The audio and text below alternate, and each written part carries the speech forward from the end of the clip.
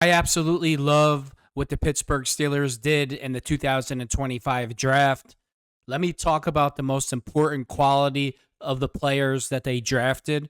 If you look at every single player that the Pittsburgh Steelers drafted, they have 4 years of consistency. All of the players contributed their freshman year heavily on the teams that they played on. Most important attribute to an athlete, consistency. That's the biggest key or factor into being successful in the NFL.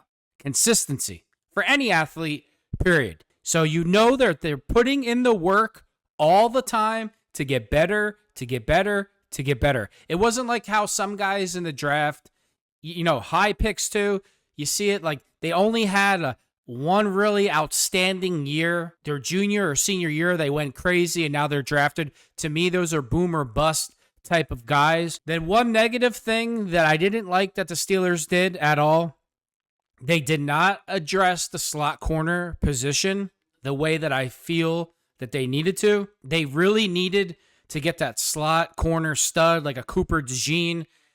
You saw what happened when the Philadelphia Eagles put Cooper DeJean in the starting lineup. He shut down the middle of the field.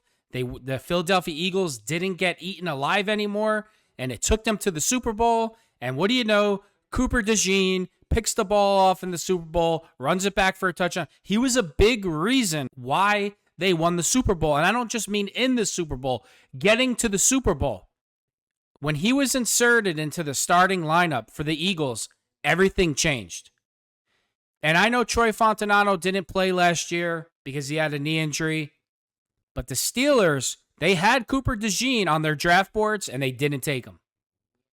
So I really hope Troy shows up, really is that guy, is that player, because the Steelers, I just don't want it to be a mistake that we drafted the wrong guy. And with the Steelers, I don't know what the Steelers did behind the scenes, but I loved Will Johnson from Michigan. I know that the Steelers didn't have a second-round draft pick.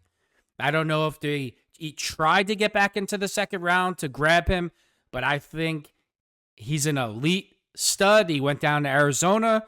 I'm sure he'll be on the outside. I don't know, but we could have definitely put him on the inside. He's 6'1.5", 210 pounds, speed, played the ball excellent in the air. I really wish the Pittsburgh Steelers could have got their hands on him, but they didn't. So I'm just going to be happy with what we drafted. Let's look at our round 1, pick 21 draft pick. Derek Harmon, Oregon, 6'4", 313 pounds. He ran a 4.95 40. I compare him to Mean Joe Green and Warren Sapp all rolled into one. I absolutely love the pick. I love the person. I love the player. I did not know his mom was ill. I loved him as a person before that. You heard Mike Tomlin say he had Steelers DNA in him. That grit, that toughness, wanting to win every single rep, every single play. You can't teach that. That's the difference between being a good guy and a Hall of Fame guy. His explosiveness, I absolutely love the pick. Round 3, I know this pick is causing some controversy with Steeler Nation. Round 3, pick 19, Caleb Johnson. He played at Iowa, 6'1", 224 pounds, ran a 4.58 40. There's one quality that all of these guys have, and that's toughness and consistency. Toughness and consistency. It's the same thing, attribute over and over. If you look at this draft class, and I really love it. Again, all the years Caleb Johnson was in college, he contributed heavily to his team. He was consistent. It wasn't a big flash in the pan or boom or bust. Consistency, consistency, consistency. That's what it takes to be successful in the NFL. Round 4, pick 21. I absolutely love this pick. Jack Sawyer, another model of consistency for Ohio State. He won a national championship. If you look at him, you look at his stats, every single year he got better. He's 6'4", 260, a lean 260. I think he's can put on some muscle, put on some weight. He ran a 4.6 second 40, a 4.6 flat.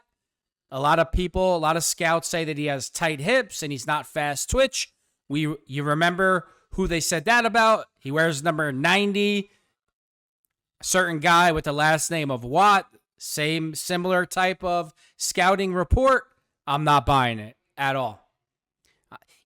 Jack Sawyer, I think they're going to work on his pass rush skills, make him more polished. And I also believe, because he is excellent at run support, that in obvious running situations with his size, you could put him at inside linebacker. You could put him in certain packages where he's on the field intentionally to stop the run, not necessarily just rush the passer. So when TJ Watt and Alex Highsmith, they usually come off the field sometimes at the same time to get a breather. You got Nick Herbig and Jack Sawyer. I know Jeremiah Moon. He does get some reps here or there to give those guys a breather. I don't know if his roster spot will be in jeopardy. He's a little bit of a project, but he's been improving every single year. I don't want to get rid of pass rush. I'm not indicating that Jeremiah Moon should be released from the roster, but his roster spot might be in jeopardy with this pick. Jack Sawyer is going to do it. Jack Sawyer is not going to fail because of effort, because of off the field issues, because of not being prepared. If he fails, it's just because he's not good enough. I don't think that's going to happen. I think he's going to play in the NFL for 10 to 12 years, and I think he's going to surprise a lot of people when we look back in time, when we see a value pick like, holy shit, this guy went in the 4th round. That's what I think is going to happen with Jack Sawyer. He's just going to get better and better. Iron sharpens iron. You're going to have him in there working with TJ Watt, Nick Herbig, Alex Highsmith. He's only going to become a better football player, and he's a model of consistency on the best team in the country. Round 5, pick 28, Yaha Black, another huge body for the interior defensive lineman. 6'5", 336 pounds. Another guy super productive. He's a lean 336. He's not some big, heavy guy that can't move. He gives, from the tape that I saw, it looked like he was giving all-out effort on every play. Sometimes you're just not going to make the play, but nothing's worse than a guy that just says, you know what, F it, I'm taking the next 3 plays off. You don't get that with Yaha Black at all. Huge body, huge, front 6 for the Steelers. Great pick, great value at round 5. I'm surprised he was there all the way to round 5. I know some Steeler fans don't like the pick, but you guys, there's only 32 picks in the first round. And not every first round pick is going to be a superstar, a stud, a Hall of Fame player. Sometimes the better players or best players are picked in later rounds. And again, if you look at his whole college career, he contributed from his team from start to finish. He didn't just jump in his junior year and start playing and have a decent year. All these guys got on the field when they were freshmen. I love the pick. Round 6, pick 9, Will Howard, Ohio State quarterback, 6'4", 236, won a national championship. When the chips are down, he shows up.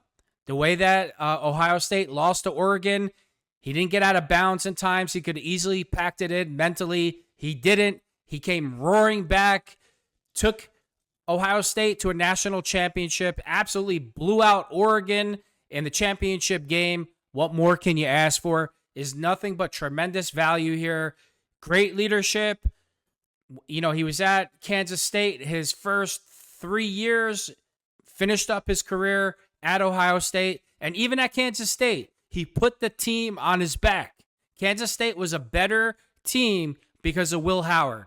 You're not going to have to worry about him off the field doing stupid things. Great pick. I loved it. Carson Bruner, linebacker, Washington, 6'1", 227. His father was a tight end for the Steelers. Another guy, model of consistency his whole career. You're not going to have off-the-field issues. He's going to play special teams. The consistency's there. The willingness to work is there. The willingness to be coached is there. It's important. It's an important quality. He has a lean build. He's kind of thin in his legs. He plays at 227. He could put on some weight if he tries to, ups the calories in his diet, can play around 240 if he needs to be. I love the pick, have no problems. He went round 7, pick 10. I don't see how anybody has a problem with this. Oh, he only got drafted because of his dad. That's bullshit. He didn't just get drafted because of his dad. His dad, he could. So you mean to tell me if he was a complete shitty player, he only got drafted because his dad played for the Steelers? Just stop with all the garbage. I'm sure he'll be a team guy like his dad. I'm sure he'll be willing to be coached like his dad. I'm sure he'll put the team first like his dad. He's a winner. That's what he does. Dante Kent, Central Michigan, cornerback. Another guy, model of consistency. Didn't play the best competition in the division of football that he's in. Extremely fast. Ran a 4.37 40. I mean, for pick 13 or 229, pick 13, there's only two things that are going to happen here. He's going to be a great player for where he was slotted in, or he's not going to make the roster. It's fine. But he has all the things that you're looking for to make the roster. I really do think it was a mistake that the Steelers did not address that inside corner, that nickel corner we need an absolute stud on the inside of the field. We didn't get our Cooper DeJean in the draft. I know those types of guys don't grow on trees. They're not easy to find. That size, that speed, instincts, intellect. He has the whole package. I was really hoping the Steelers would get their hands on Will Johnson. He went to the Cardinals. I know we didn't have a second-round pick. I'm sure it'll come out that they were trying to get their hands on them. I'm not saying that they didn't make an effort, but that's how the draft went. I love the draft. I give it an A+. I'm not into players at all that you're like, especially high picks, that they only blossom their junior or senior year, boom or bust type players. They're a hype machine. I call it slow and steady, even though they've played outstanding. You see every year consistency. They went from their freshman year to their senior year. They all played in their freshman year, started in certain amount of games, every one of them. And every year they got better. The most important attribute to an NFL player is consistency.